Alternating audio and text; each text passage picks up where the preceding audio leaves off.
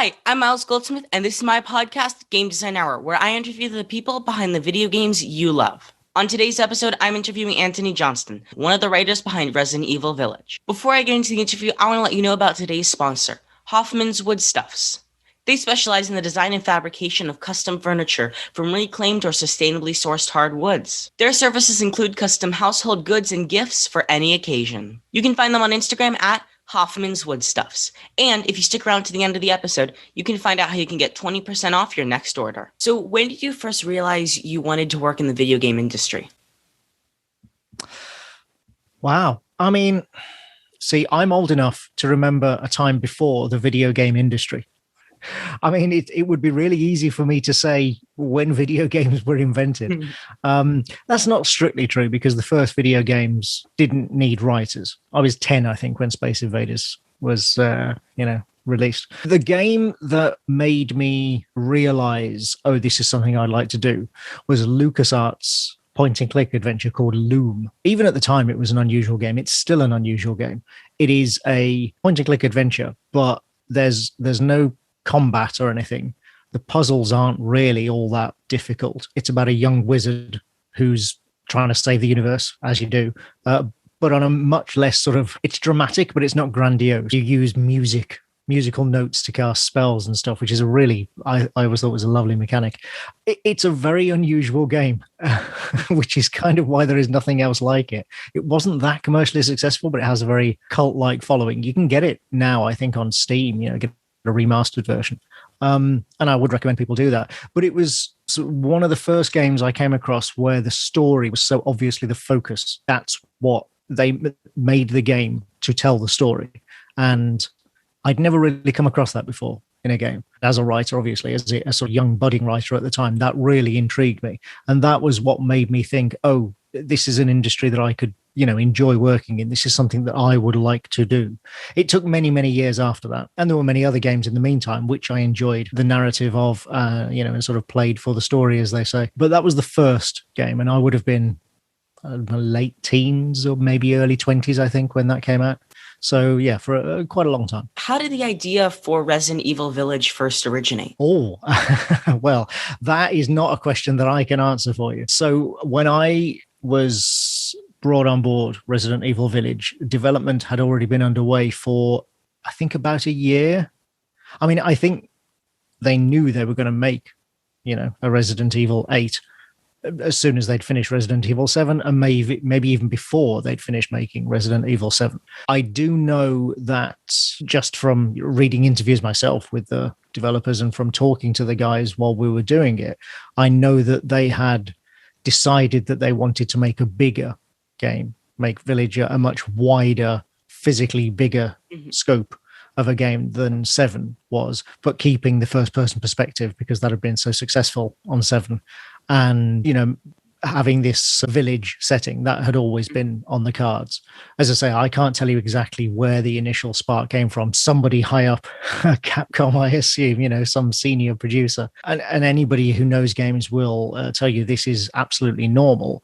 It changed and morphed and was refined and reiterated constantly throughout the process and throughout development. The core of the idea that this is a game that has a lot of exploring, it's a bigger game, it takes place in this spooky village, those things were always there. They remained throughout development. But the details of the villains and the storyline and the scenarios that you would encounter as a player playing Ethan and the backstory behind this particular plot, all of that changed many, many times during development. And we first really settled on a solid version of that shortly after I came on board, because I went to Japan and sat in a room with the game director, Sato-san, and Miyazaki-san, who was one of the animation directors, and Steve Neebly, who directed the cinematics, and a few other people. Tazaki-san, who was doing the Japanese side of the narrative. And we all just kind of thrashed it out, as you would, in a writer's room. And we spent a week doing nothing but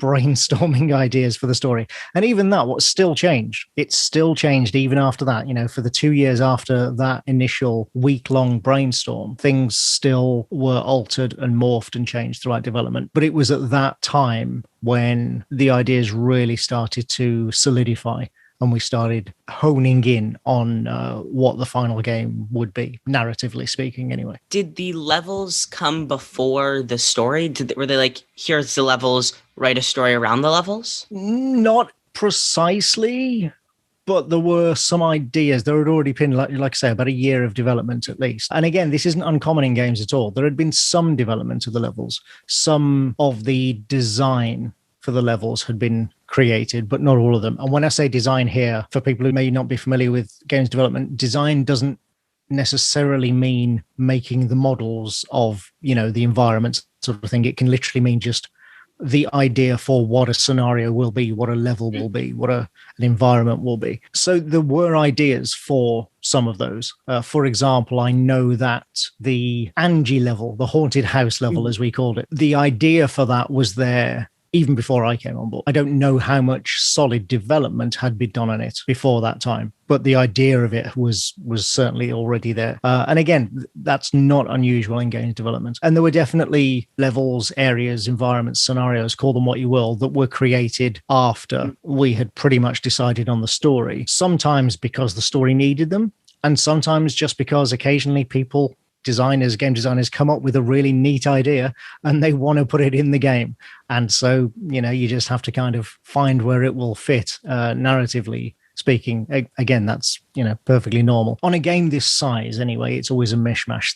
If you're working on a smaller game, indie games, Steam games, or games with much smaller teams, then it can be much more feasible to have a narrative completely worked out before you start any of that design process. But on a AAA game like this with such a huge development process, that's almost impossible. I mean, it just basically never happens because the game would never be released. It would take 20 years to make. After you turned in your first draft of the script, how much revision were you able to make / need to make? Again, it varied because of the way development works. I didn't hand in a single script. It wasn't like, here is a script and that's every cutscene in the game or something. I was writing the scenes as they were being designed and developed as we went along, which meant that some of them underwent enormous changes, loads of revisions, drastic changes, many, many drafts. Others, maybe 2 or 3 drafts, which is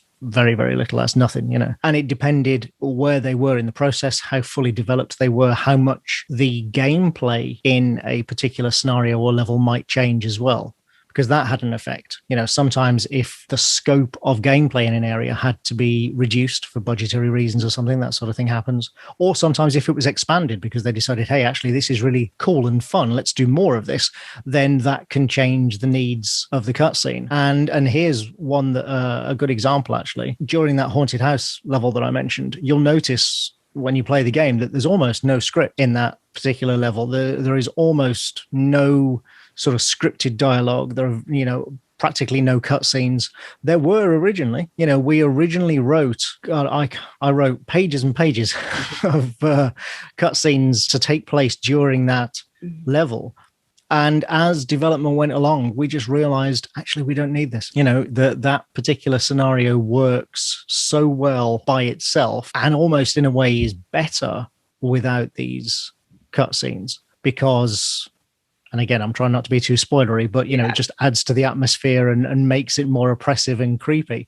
And so almost everything that I wrote initially for that scenario, we revised down and down and down and down and eventually just went, actually, we just don't need it at all. And so that's why there's almost no what we think of as traditional cutscene game script in that particular level because we just didn't need it. How long did it take you to write Resident Evil Village? I mean, I was on the project for 2 years, but again, it's not like I literally spent every hour of those 2 years typing scripts. That's not how it works. Yeah, it's almost impossible to answer that because, as I say, that's just not how, it's not like writing a screenplay where you've got 12 weeks, go. That's how long it takes to write a screenplay. Because in games, you're almost always writing scenes piecemeal as you go and reiterating one scene as you're writing the first draft of another while another one is being filmed and maybe comes back to you for revisions from the director because the certain aspects of the filming doesn't work. All of the scenes are at different stages and you spend different amounts of time on each one. And so, yeah, it's some days I literally just spent, hours talking to James Michael, who was my liaison at Capcom in Japan. I spent half the day just talking to him, hashing stuff out and not actually doing any typing. And then there were other days when I was just writing revisions to cutscenes all day long. So, like I say, I was on the project for 2 years. But, how long did it take me to write it? Well, how long is a piece of string? That's really, very difficult to say. Well, working on Resident Evil Village, how closely did you work with the designers of the game? Pretty closely, yeah. I mean, because I don't live in Japan, I'm here in England. So as I visited the studio in Japan, we did that brainstorming session. I met lead designers, lead developers, the game director, as I say, cinematics director, all that sort of thing. But I wasn't there in the office with the people in the trenches, as it were, literally making the models and designing grey boxing the levels for playtesting and what have you. So I wasn't working closely with them, but I did work closely with the leads of those departments. And I was, getting instruction or direction or suggestion or notes for revisions from all of these people, normally filtered again through James, my liaison, because most of them don't speak English and I don't speak very good Japanese, which is always fun. But yeah, so I was working with those people, but yeah, not, as I say, with the designers working in the trenches necessarily. This, again, just because of the size of the game, it wasn't the sort of game where I would have, beyond that meeting, as I say, where we sort of worked out the lore for the story, but when it came to actually knuckling down and getting the game designed, it wasn't the sort of thing where I had influence over the design of an encounter, of a gameplay encounter.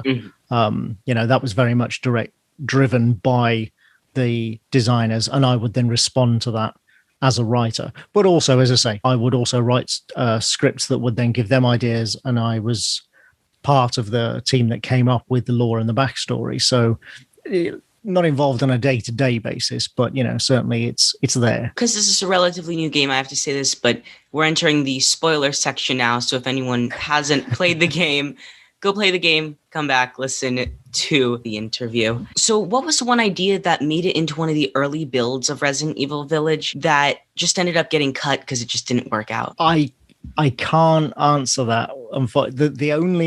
There is one big example, but I cannot tell you what it is because we might use it again. Okay. It might crop up in a future. It's the sort of idea that could crop up in a future game.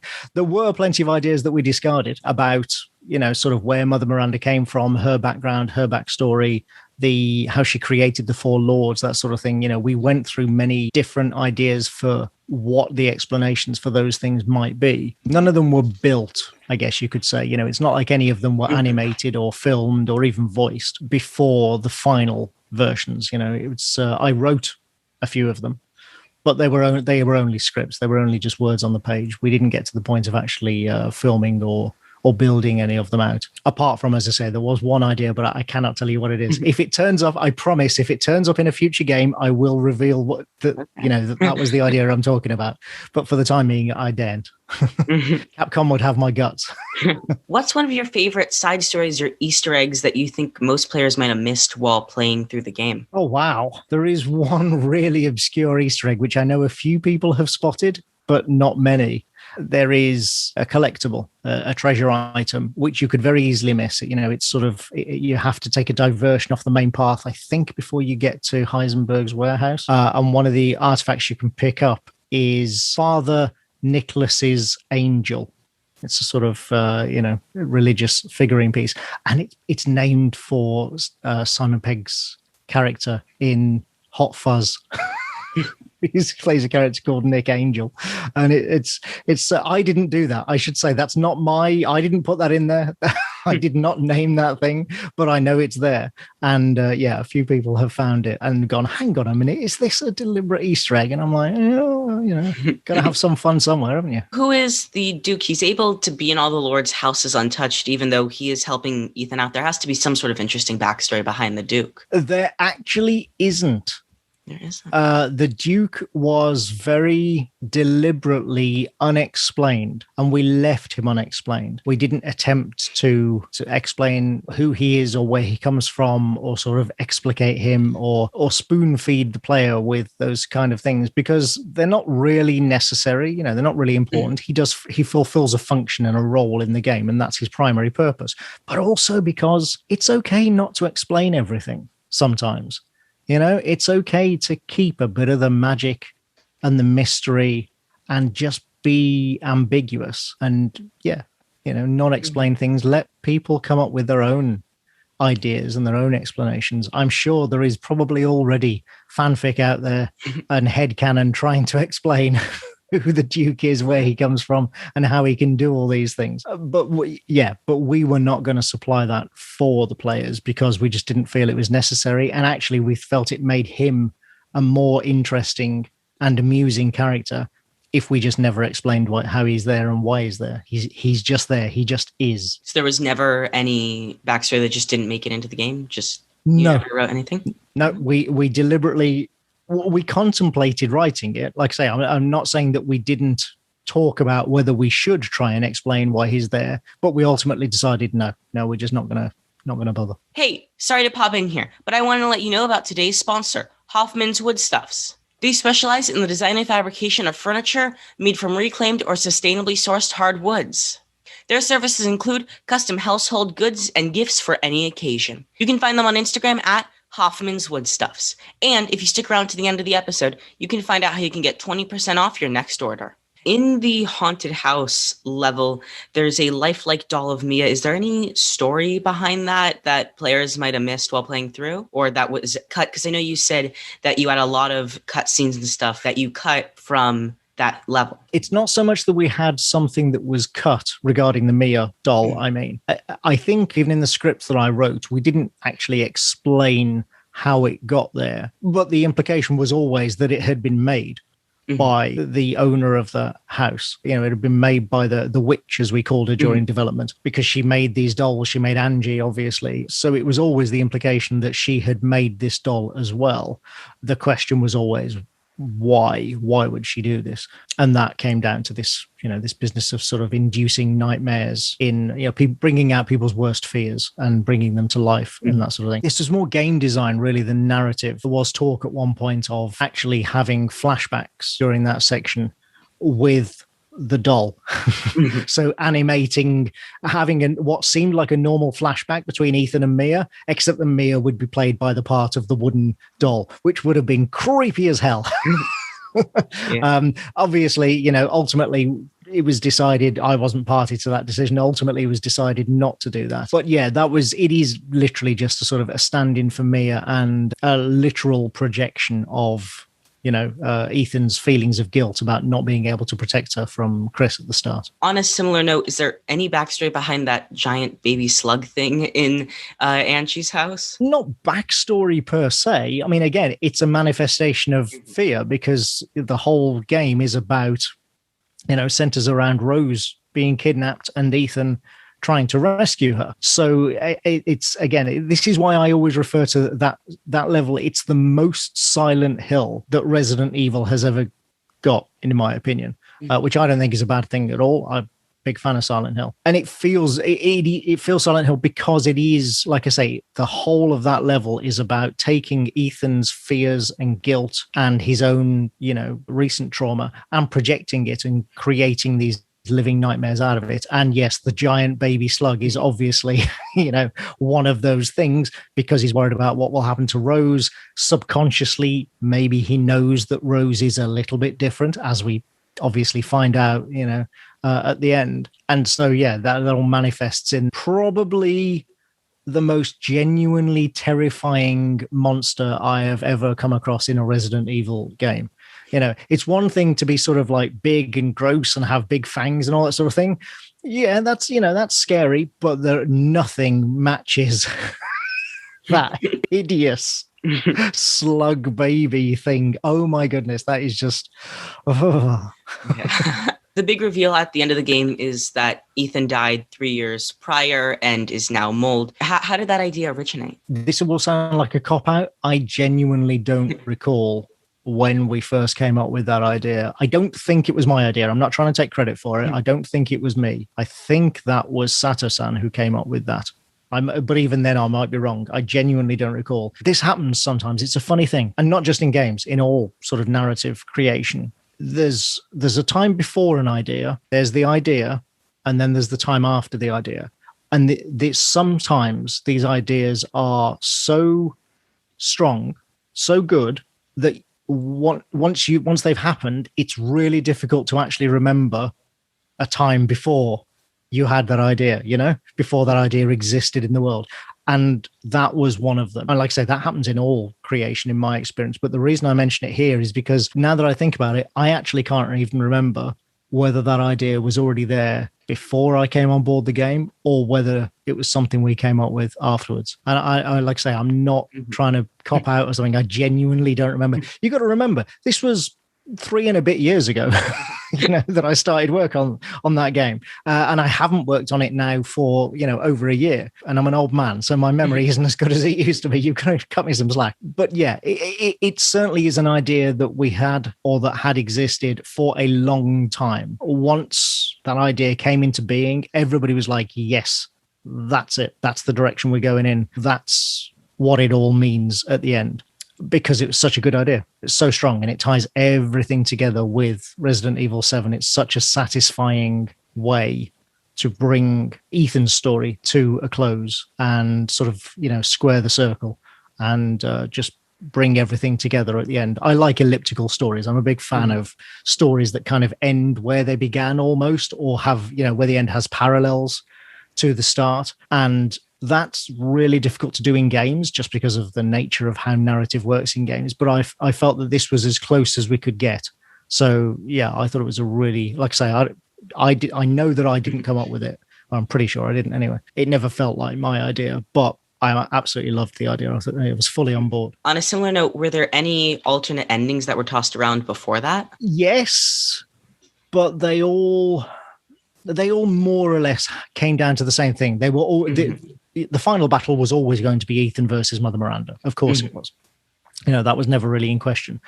The form of Mother Miranda in that final battle wasn't decided on until relatively late in the process. Whether she was going to mold out, as it were, or whether she would remain the sort of the figure that we'd seen, and how exactly Ethan defeated her again, wasn't quite.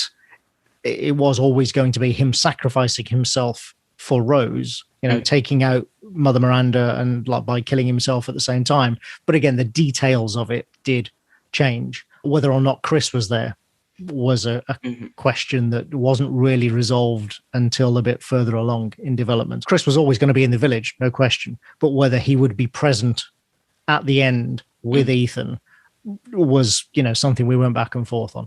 But like I said, these are details. The overall shape of the end, the ritual with Mother Miranda and Rose, and Ethan rescuing Rose and killing himself to save Rose and take out Mother Miranda, that was always on the cards.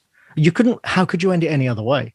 That's the thing. That's kind of the inevitability of stories. There's no other way to end that story in a way that would satisfy the majority of the audience. You could go the other way. Of course you could. There are many other things you could do that might be artistically interesting, but they are the sort of things that most people would go, that wasn't really what I was hoping for, And you've got to remember, obviously, that this is a mainstream media franchise. This is a game that sells millions and millions of copies with every release, that has a string of movies attached to it and what have you. So while obviously you want to be artistically interesting and you don't want to sort of betray those artistic principles, at the same time, when you're working on a game like this, you have to keep in mind that you are writing for a wide mainstream audience. And so you can push at the edges. And we did that absolutely in Village. And I'm very proud of the ways in which we did that. But you can only do that to a certain extent. At the end of the day, the hero wins and things are put right with the world. And that's, if you don't want to write a story like that, you're in the wrong business. Go and write your indie game or your bedroom game or your Twine game or something. And I'm not knocking those at all. I've done them myself. I love doing them and I love playing them. But they are very different things. Very different things to, a huge blockbuster game like the Resident Evil series. After Ethan gets his heart ripped out by Miranda, you get to play as Chris. What made you decide... massive spoilers. Yeah. But what made you decide to do the change in perspective? That was mostly Steve's idea, I think. Steve Neebly, the cinematics director, I think that was mostly his idea. Oh, wait, hang on. Which perspective change are you talking about? Sorry, I may have misunderstood. Do you mean the shift to Chris? Yeah, the shift from Ethan to Chris. There is also a section where you see Ethan for the first time from another perspective. You see him as he dies, like from a third person perspective. And I think that was Steve's idea, and we had to be very careful not to show his face, because of course you never see Ethan's face in Resident Evil 7 or 8. Mm-hmm. I thought that's what you were asking about. That wasn't my decision at all. The switch to Chris was, again, that was always on the cards. Mm-hmm. That was something that was already in the design before I came on board. Now, again, the details of it, how long you would play Chris for, what you would do as Chris, those changed a little during development. Mother Miranda's lab, at one stage, there was talk about it being a full-on Umbrella lab. For example, a proper high-tech underground, a secret Umbrella lab. Obviously, we abandoned that idea, and I think that was the right choice. But that was an idea that was bandied about for a while at first. But yeah, the player getting to play Chris for a while at that stage of the game was, like I say, that was always on the cards before I even came on board. So that was just something that we had to take into account in the narrative of the game. Was there ever any different ways that Rose and Ethan would get reunited that were in any early version to the script? No. Is the simple answer to that one? No. Like I say, there are certain inevitabilities about how we expect, as an audience, how we expect stories to play out. Mm-hmm. And, the baby is in peril right until the end when the hero rescues the baby. That's just, it's always going to happen. I suppose we could have had him get Rose and then lose her again somewhere near the end. That, that might have been a possibility, but it's not something that we discussed. It was always on the cards that she was going to be in Miranda's clutches up until the point when, at the climax, when Ethan rescues her. Having a good antagonist always makes for a good story. How did you land on the antagonists of Mother Miranda, Lady Dimitrescu, Heisenberg, Dania and Angie, and Monroe? I hope I got those names correct. Morrow, yeah. Morrow. Yeah, as in the island of Doctor. You're probably too young to get that reference, don't worry. It's an old film. How did we come up with them? I mean, so the design, to an extent, the design of some of the characters was, again, already done before I came on board. The idea that there would be these four lords under Mother Miranda was already there.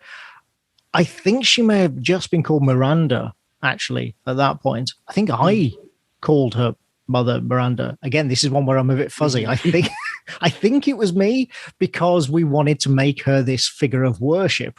And so I wrote versions of the prayer that we hear to Mother Miranda, a few times throughout the story. And it just felt right to me that in that they would refer to her as Mother Miranda because she's the protector of the village, and they sort of look up to her and worship her as a demigod. So I think that was my addition. But the fact that she existed, and the sort of the look of the character and what have you, again, that was already done. Who else? So Lady Dimitrescu was, she was already designed. I wish I could take credit for her appearance, given what an internet phenomenon she's become, but I can't. What I will take credit for is her personality. She had no real personality at that stage. And that's not, when I say that, I should be clear that what I mean is just no work had been done on it. So I was actually very happy that I was able to give her a very distinct personality and could sort of help mold her character, because I think she's a fascinating character just as a character, apart from her visual appearance and what have you, but just as a character, she's really interesting. We don't get many assertive, arrogant, older women characters in video games. There just aren't that many of them, frankly. So it was nice to be able to get one in there. Heisenberg was probably the most fully formed, actually. Heisenberg probably changed the least. I think he might have had a different name at first, but I can't remember what it was. It was always something kind of, Eastern, vaguely central to Eastern European. And he didn't change a lot through development. He was, again, it wasn't that so much that work had been done as just Sato-san in particular had a very clear idea of how Heisenberg was and how he should behave. And so I was just happy to follow that lead. Donna, again, I think she had a different name at the start. I don't recall. She was visually designed. Angie's visuals changed quite a bit during development, actually. She was a lot got smaller and less malevolent looking at first. She became a lot creepier looking as time went on. But Donna doesn't really have much of a personality anyway. Her personality manifests through Angie. So, which is what, I don't, in fact, in the game, I'm not sure we ever actually hear Donna speak. I did write lines for Donna in early versions of the scenario scripts, but I don't think any of them actually made it to the final game, now that I think about it. Instead, she does all of her speaking through Angie. And that was, again, one that I was able to help bring out the personality, although there was, some of it was already there. And then, of course, Moreau. poor, sad old Moreau, whose appearance changed a lot through development, actually. He was always going to be a sort of distorted, quasi-fish humpback man. How that manifested and the details of that look changed a lot during development. And his personality, again, was one that I was very happy to sort of be able to bring out and mold and really emphasize the tragedy, the sort of the sadness of this character, because he was, the constant reject and the sort of the youngest child who's always overlooked, that sort of thing. Nobody listens to him. Yeah, he's an interesting character that I wish we could have done a bit more with, in fact, but we just didn't have the time or the scope, unfortunately. But yeah, they were all at various stages of development. Again, I can't take credit for sort of initial creation of any of those 5 characters, but I was very happy to be able to mold them and help develop them into the characters that we see on the screen today. So coming into work on Resident Evil, there's tons and tons of previously existing lore. Was there anything that the designers or the studio wanted to be included in this game from previously existing lore? I mean, all of it. Resident Evil's one of its strengths, but also its burden, is the fact that it has this continuity and that every game follows on from the last. And we have these recurring characters, which in something like, say, Silent Hill, you don't have. There's no need for that continuity. It's not that kind of series. Resident Evil is very much a series. You can follow these characters through their stories, and everything. When we see Chris Redfield in Resident Evil Village, it's the same Chris Redfield who was in the very first Resident Evil and has been in that series, throughout the whole thing, obviously having larger or smaller parts in each game, but all of his experiences in those prior games are with him in Village. It's the same character. And so, yeah, the answer really is all of it. All of the game canon, I should say, because, that's the decision you have to make when you have a long-running series, is what's canon. And as far as the games are concerned, the games are canon. Everything else is negotiable. Everything else is kind of, we're not, maybe it is, maybe it isn't. But if it happened in the game, then it's canon. And so that had to be taken into account with things like Chris's development in the game, working for the BSAA and finding the traitor in their midst and all that sort of stuff, but also with the continuity of Resident Evil 7. And then the appearance, obviously, in Miranda's lab, the clues that link it back to Umbrella, the founding of Umbrella and stuff like that. These are all things that tie it into the series. And so it all had to tie in somehow. Now, that doesn't necessarily mean that every single line and scene has to make reference to those previous games, but it has to fit. It can't be something that directly contradicts something in a previous game. And that, again, when you're on like the 8th installment of a huge franchise like this, that's the really tricky, important part, is to make sure that what you write is not contradicting something that somebody who, frankly, has probably played all of these games many, many more times than I have will spot and go, wait a minute, but in number 3, they said this, and now you're saying this. And, you want to avoid that wherever possible, because that's not fun for anyone. What was the most difficult part of the story for you to write? So from a planning perspective, the most difficult part was figuring out the backstory of Mother Miranda and the Four Lords. Why did she exist and have these powers? Why did she create the Four Lords and have this hold over them? And we came up with several different potential answers for that scenario before finally, obviously, settling, on what you see in the game. But that took a long time. That was, difficult. We did go around in circles a bit for a while, took a lot of thought. We went down a lot of sort of dead ends and then thought, actually, that's not working, retreat, try again, try something new, which again is normal. That happens, in all kinds of writing. But that was the trickiest part, because that's the heart of it. That's the big secret, the big mystery, the big reveal at the center of the story for this. You've got all the other things shooting off of it. You've got all the sort of details that spring from this core, but at the core is, who on earth is this Mother Miranda person, and how on earth did she create these 4 bizarre creatures that we call the 4 Lords, and why? So you have to answer that. And once that was answered, everything else was much easier. Everything else kind of flows from that core mystery, even though we don't, of course, tell the player the answers until very, very late in the game. But because we knew that, we could lay groundwork for it, foreshadow, as you went along, so that when you got that revelation, you then have the moment of reflection and revelation where you look back upon everything that you've encountered in the game so far and go, that all makes sense, which is, again, not exclusive to games. That's an old storytelling trick that we use in all kinds of media. But yeah, so planning wise, that was the most difficult thing. Writing wise, script writing wise, the most difficult thing was the very end. Mm-hmm. Was that final scene where Ethan sacrifices himself, because that was genuinely emotional. That was hard to write, because you're trying to get a balance of making it meaningful and being emotional without being too melodramatic. You have to be a little bit melodramatic, but not too melodramatic. Don't go over the top. Don't be schmaltzy, but at the same time, it's got to have an impact. That's a really tricky balance to strike. And when you're doing that with material that is also just genuinely affecting as well and emotional, that was quite tricky to write. That took me a lot of attempts to get right. Looking back now, what do you wish you could have done differently? Never asked that question to a game designer. Good Lord. I mean, everything, of course, everything. When writing any story, there's an old saying that a painting is never completed, only abandoned.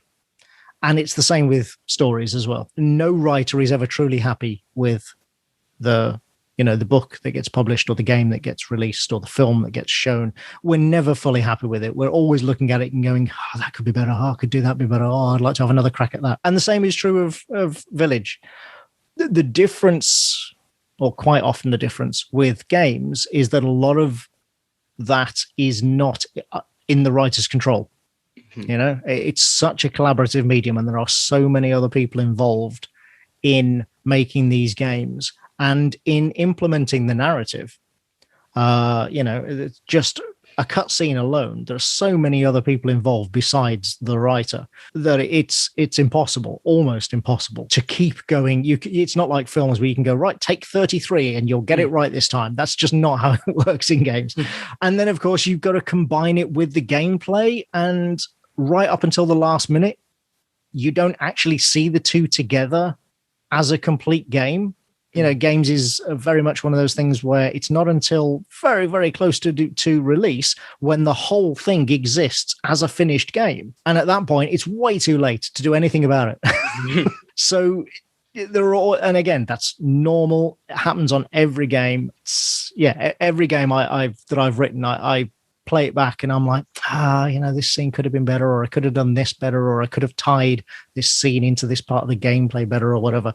But at the same time, these are internal neuroticisms of a writer. And when you've been doing it a while, when you have experience, you realize that this is just normal. This happens with every piece of artwork that you create, and you just learn to sort of let go. And go, that's it. That's the best that I could do at the time, and on to the next one. And I'll just, try and do it better next time. So what are you working on now? What's next for you? Are you working on the DLC that was recently announced at E3, or the TV show? I'm not working on the DLC, but no, I'm not doing either of those things. I am working on another game right now, completely unrelated, which I can't tell you about because of NDAs. That's just how they go. I couldn't tell anybody that I'd written Resident Evil until the day it was released. Literally the day it was released, I was not allowed to tell anybody until that time. So yeah, I'm working on another big AAA game at the moment. I'm also writing my third Brigitte Sharp novel, I'm about 2/3 of the way through that at the moment. You can see the others racked behind me in my Zoom background. What else? I am working on an anime series pitch. Just looking at there's a lot that I can't tell you about, unfortunately. I'm designing a board game. Oh, I've got another novel that's been finished but needs to be rewritten, needs to be sort of like revised and what have you. I'm one of those writers who I'm constantly working on about 10 different things, and I can't tell anybody about any of them. My life is a series of NDAs, unfortunately. Well, thank you so much for your time today. You're very welcome. This has been fun. And that's how the interview went down. I want to thank you so much for listening to today's episode. If you want to check out Game Design Hour on social media, you can find us at Game Design Hour. You can also find Antony Johnston on Twitter at Antony Johnston. If you enjoyed today's episode, make sure to give us a follow or subscribe. It's different on every platform so that you don't miss the next episode. And if you want 20% off your next order from Hoffman's Woodstuffs, all you got to do is let them know you came to them from the podcast. Thank you so much for listening, and I'll see you next time.